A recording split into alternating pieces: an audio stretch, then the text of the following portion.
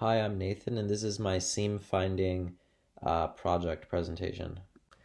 The generative seam finder part I'm most proud of is the neighbors method, and within that I created a ternary expression for the for loop that made the code easier for me to understand, which I was actually able to use all over the place in different classes. So the idea of this code snippet is there will always be three edges required, but if y is the first or the last pixel, or at least row, then one edge has to be ignored. And the ternary expressions cover that. The part of the dynamic programming seam finder I'm most proud of is finding predecessor values from the rightmost y column. And that is, at that point, at least that is where I started understanding where the solution for this part of the project is coming from and how everything ties together and why we solve all these things in one, or at least how all of these different data pieces that we found come together and calculate one dynamic programming algorithm. The dual gradient energy function affordances are that it has the ability to effectively assist in resizing images while affording to preserve important details, and it also affords to save data by compressing unnecessary context to save space for data saving using this underlying energy function. However, certain images may not work well with this algorithm, like ones where spacing is actually crucial to maintaining the context quality. So if you were to apply the value-sensitive design principles to this, you'd see that with pervasive uptake, as more stakeholders start using this tool in various contexts, there will be significant benefits and drawbacks. For instance, seam carving may save data on the macro level by making images smaller but retaining their details, which is good for preserving bandwidth and data and whatnot. However, doing so can ruin some images, such as people's faces or images that rely on spacing to convey a message or a feeling. Many distorted images will become bothersome to people after being used or being seen so often because, how do I say it? Seeing distorted images all the time may make a platform seem like it's not very serious or it's not very stakeholder aware. Foregrounding human values is for that. Some images should not be edited in this way because an artist's intent for a painting may have some scale and spacing in mind for different algorithm or different elements in their painting. And for direct and indirect stakeholders, stakeholders could be the image creator, the image viewer, and sometimes an indirect stakeholder, which I'm thinking could be like the person or the service hosting your data. It could be this medium that is transferring images, right?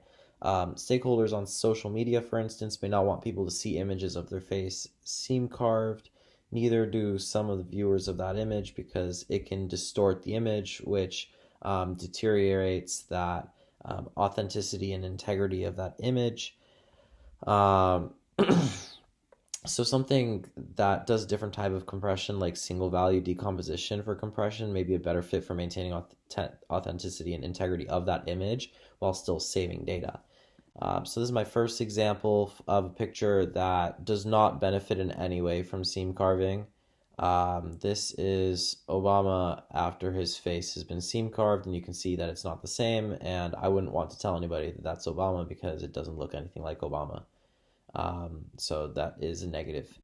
And then this is another image where the artist that took the image with their camera wanted to show the vastness of the world and how small they are within it. That could be their potential purpose of taking this picture the way that they did.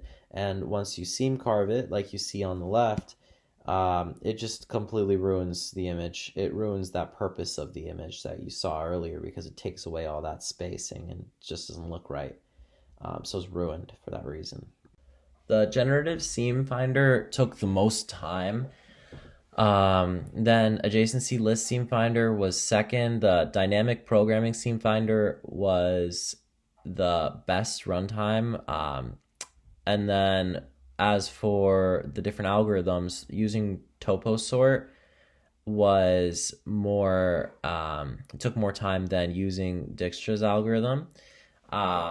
And then as you can see in this part of the screen on the right hand side, we have all of these different algorithms labeled for each of their Desmos values here, and you can see that the runtime for using TopoSort and Generative Seam Finder, which were our worst, had the longest one, and the the Dynamic Programming Seam Finder algorithm had the least amount of time, so it was the fastest during runtime.